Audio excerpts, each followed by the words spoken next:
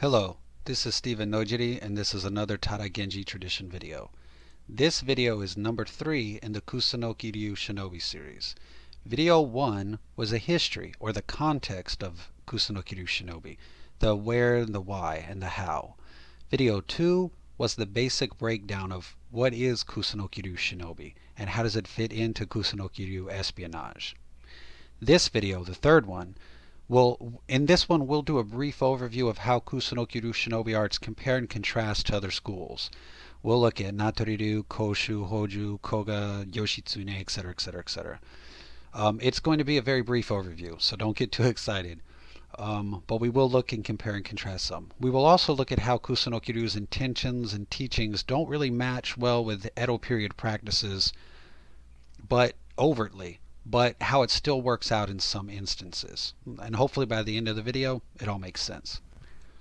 So let's just start off right away with Natori-ryu, aka Shin Kusunoki Ryu.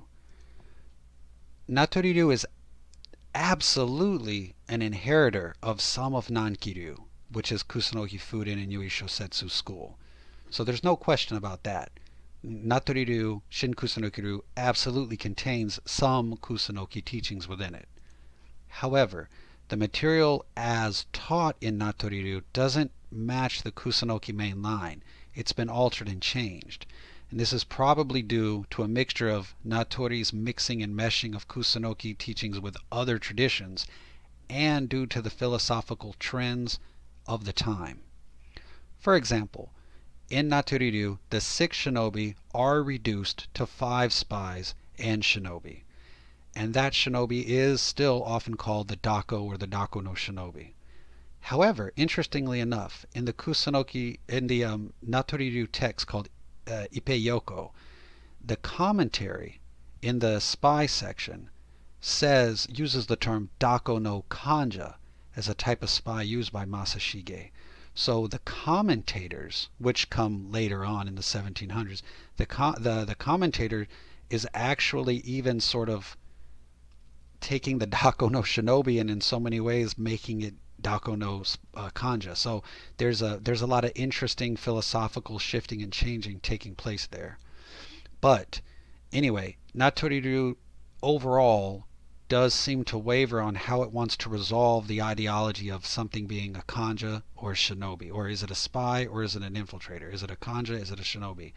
So many of the teachings of the spies in Natori-ryu crisscross and overlap with the teachings of the shinobi. So you get it's very interesting because you can tell that you know that it has a Kusunoki-ryu foundation, but it has been influenced and mixed, and so it can't seem to decide exactly how it wants to organize its spies and its shinobi. If it was just Kusunoki-ryu mainline, everybody's a shinobi, but it's not how it works in Natori-ryu. So there's an interesting dynamism there that always seems to be kind of shifting and going back and forth. Furthermore, we see clearly in the Shoninki where the 5 types of spies are clearly separated from Shinobi no Mono. So it does seem, I mean, it's pretty definitive that Natori-ryu decided to turn the 5 shinobi back into 5 spies and keep the Dako no Shinobi as shinobi. So either as Dako or Dako no Shinobi or just shinobi. However, to really get into the details of Natori-ryu, one would need to consult researchers that are involved in Natori-ryu or Shin Kusunoki Ryu. My specialty is Kusunoki Ryu mainline and Tada Genji Jinganden and Shotoku Jinganden, Tachibana Jinganden, etc. So my knowledge of Natori-ryu or Shin Kusunoki Ryu, deep knowledge of it is limited. But on the surface, it appears that it struggles with defining Kanja and defining Shinobi. So, but if you want to know more about that, find a Natori-ryu researcher and talk to them about that.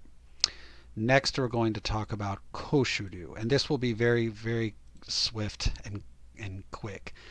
Kusunoki-ryu and Koshu-ryu are like Team Blue and Team Red.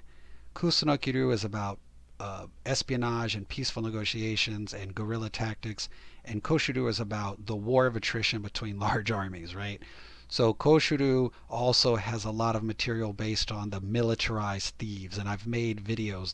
On this channel, there's other videos addressing that. So Kusunoki-ryu shinobi are spies.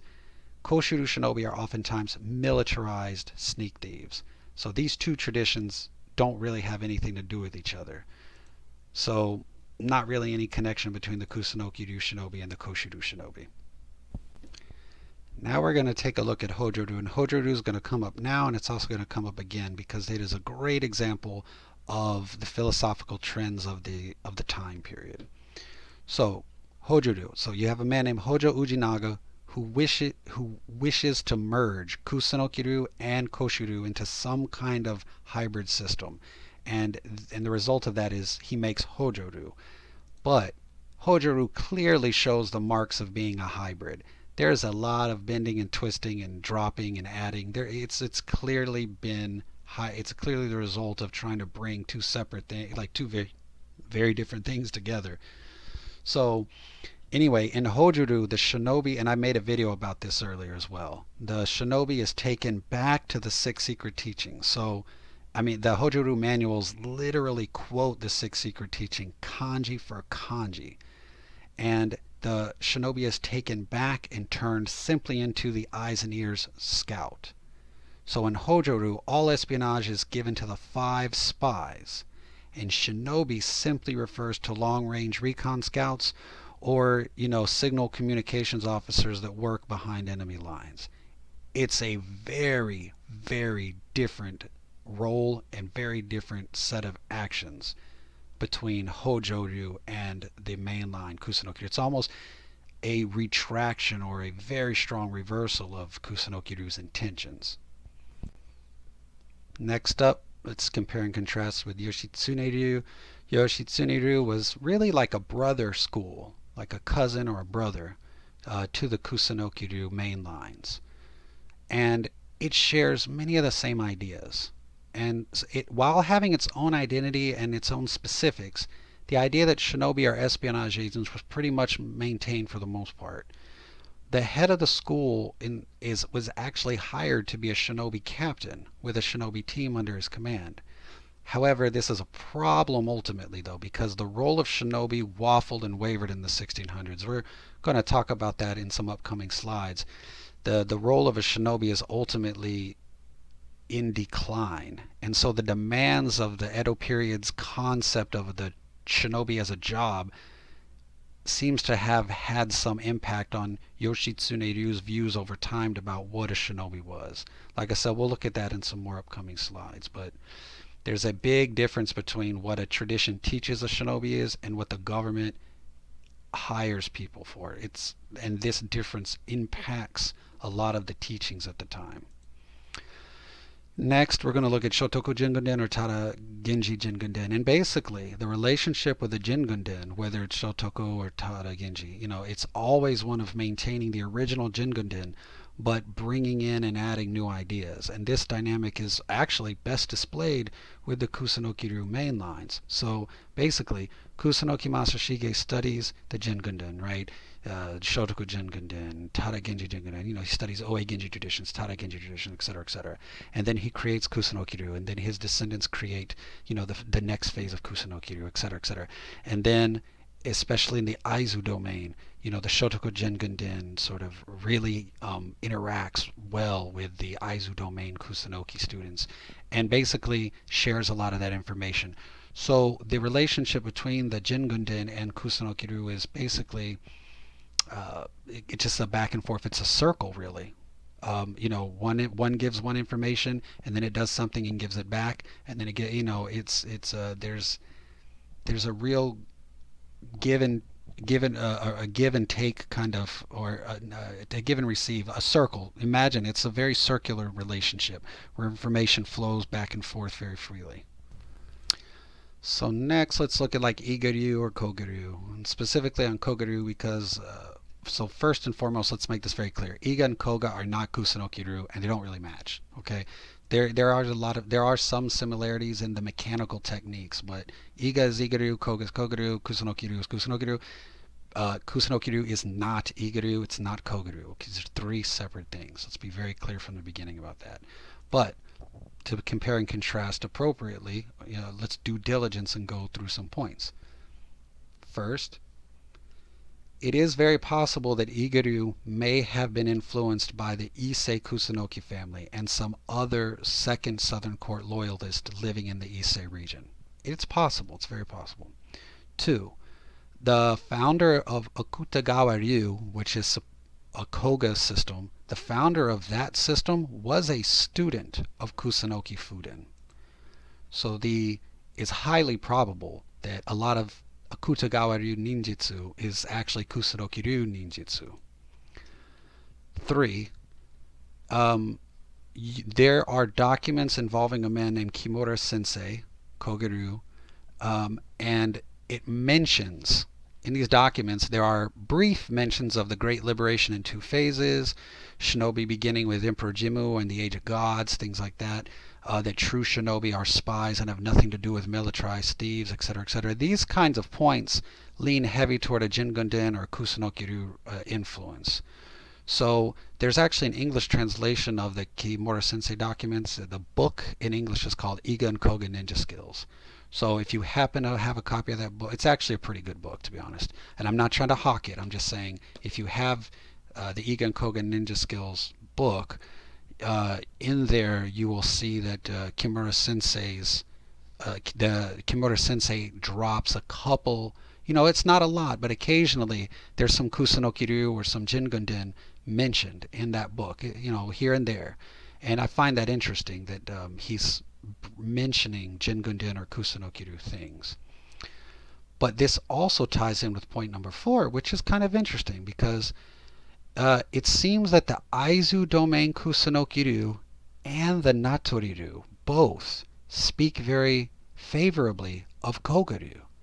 Thus, I feel like a deeper investigation of the relationship between Kusunoki-ryu and Koga needs to take place. I haven't done that, and I don't know if anybody has, but it may be that there's more connecting lines between Kusunoki, mainline Ryu, and Koga Ryu. Like I said, it's well known that the founder of Akutagawa Ryu was Kusunoki Fuden's student. So things like that are kind of interesting and, historically important. So now that we've done that compare and contrast, let's look at Kusunoki-ryu shinobi versus Edo period politics. So in Kusunoki-ryu, the shinobi is a function of a well-trained samurai.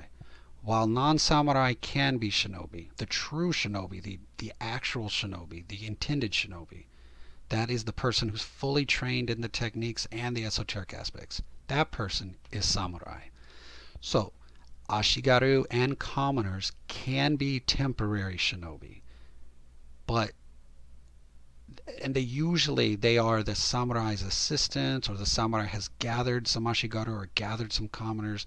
And they are assistants or they're assets for an operation.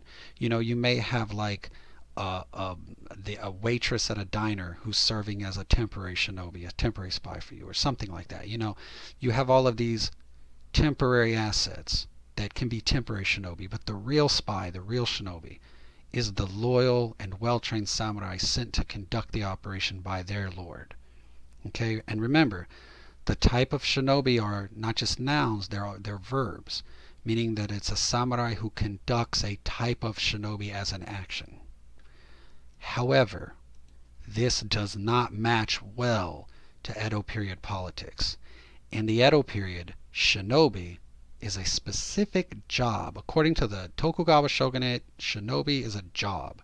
You're hired to be a shinobi, and it's actually a very low-ranking job.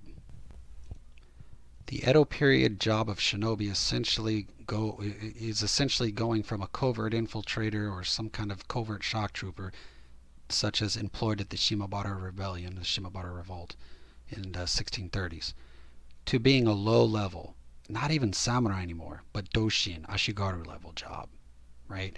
So you go from being a samurai spy or a militarized thief, if you're non-Kusunoki militarized thief, to being a kind of covert shock trooper for the Shimabara Rebellion, to being doshin, which is like non-samurai or ashigaru level sort of job, right? Shinobi by the later 1600s are basically just guards and criminal capture specialists. However, remember now, a lot of people don't know this, so pay attention. The capturing of criminals has always been a low-ranking job. And the reason it is a low-ranking job is because there's no glory or fame to be gained by capturing criminals. You fight in a battle, you take heads. Your name becomes well known as a warrior who's like decapitated this many other warriors. But when you capture criminals, you're capturing nobodies. There's no fame or glory in it. So that kind of job is really delegated to low-level people like Ashigaru, and traditionally like Doshin level job, right? And again, a lot of people also don't know this too, but the Ashigaru, who's the criminal capturer, or the Doshin, who's the criminal capturer, his assistants are oftentimes ex-criminals or reformed criminals. So you're a low-level guy, and you're basically working with a bunch of ex-cons, right, reformed criminals, to go out and capture more criminals. So it's really not a high level job. It's considered a very low level job. So this it's low level work, and this is precisely why you have Kimura Sensei from the Koga documents, or Fujibayashi Sensei from the Bansen Shukai. They bemoan the fact that the shinobi, the official job shinobi in the Edo period, was becoming such a low level job, right? But even before this, we start to see this change. So before the later 1600s, we actually see this start to change in the 1640s, and we're going to go back and look at Hojo-ryu to dive into that. Okay, so imagine it's 1640s. The Shimabara Rebellion has happened, and shinobi really didn't work out well in the Shimabara Rebellion. Okay, so now it's 1640, and the idea of using shinobi starts to decline in people's minds. The Hojo-ryu, for example, in the 1640s starts teaching, it's in the documents in the 1640s, that samurai hired for shinobi positions should not be hired for multiple generations. That is, that when you hire just one single person, and that the job is only good for that person's lifetime. You do not bring their whole family along, and the job is not inherited by their son. Now this is a big deal. This is a significant kind of change, because this means a significant and considerable social drop, even by 1640, in the position of shinobi. Usually when a samurai is hired, it's understood that that some of the family will tag along with that samurai, that the job position is probably, not always, but probably going to be inherited by his son. So when you hire samurai retainers, there's this understanding that they're bringing their family for multiple generations to serve that role. That's kind of a general understanding. Again, it's not always how it works, but it's a general kind of understanding. But by saying that the shinobi should just be that one person, and it should just be for their lifetime, so it's not a whole family and it's not multi-generational, like that's a big deal. So at this point, you start to say people, well, hire a ronin to do the job. And actually, to be honest, even by the Shimabara Rebellion, a lot of the shinobi that were hired there were ronin as well. So, but by 1640, if you're hiring shinobi, you're hiring ronin. So pre-1650, you're hiring ronin. But you'll see that that starts to change. It goes from ronin to just hiring ashigaru or hiring doshin. So it drops again. So there's this, in pre-1650, there's a major drop in status, and then in the later 1600s, there's an even bigger drop in status. So for example, we're going to go back to Natori-ryu, for example, and there's a document called Heiki Yoho, and it says to hire ronin to fill the shinobi positions, right? So there you go, hire ronin. Now I believe it is a commentator who says that, so the original author didn't say that, but the commentator said hire ronin. So by the time of the commentator, even they're trying to like love ninja, they're still saying just hire a ronin. And there's actually another Kusunoki document called Okundo Yoho, where it says to fill a shinobi position with someone who's not a samurai. Now, let's be very clear. When it says to fill the position with someone who's not a samurai, it doesn't mean a commoner What it means is hire a Doshin or Ashigaru level person to fill the Shinobi position. Let's be very clear about that. At no point are you hiring commoners for these positions, but you're no longer hiring a samurai. It means you're not hiring a multi-generational samurai. You're not even really hiring a Ronin. What you're doing, you're hiring an Ashigaru, or you're hiring, which is like a Doshin, right? Doshin level person. Because the Shinobi at this time period is doing very low level work. So you hire low level people to do low level work. And again, like I said, this is because in the late 1600s, early 1700s, Shinobi were mostly just guards and criminal capture specialists. And this is the Tokugawa shogunate's definition of a Shinobi in the 1600s. Shinobi is a job, right? This does not match Kusunoki Ryu's teachings of what a Shinobi is. Remember, as I said earlier, the Shinobi in Kusunoki Ryu proper, mainline Kusunoki Ryu, the Shinobi is a skill set that a samurai has and uses when the time calls for it. So when a samurai who's trained in the Shinobi arts enacts the Shinobi arts, then they become Shinobi. This has nothing to do with any formal employment, such as the Edo period Tokugawa's defined role of Shinobi. These are two separate things. A Kusunoki Ryu Shinobi is a spy. An Edo period Tokugawa Shinobi is a criminal capturer. One is samurai, the other is Ashigaru or Doshin. So, if the Kusunoki Ryu Shinobi is not serving as an official Shinobi under the Tokugawa shogunate, then where might you find a Kusunoki Ryu Shinobi during that time period? Simply put, you're going to find them employed in some other official function. For example, they may be a chief retainer, or a firearms commander, or an archery commander, or a kinju, which is a personal retainer to the lord, or a personal retainer to the chief retainer. Right? So a kinju is a personal retainer, and they can do anything from guarding the lord or chief retainer to running special secret assignments for that person. So it could be a very boring job, or it could be a very dangerous job.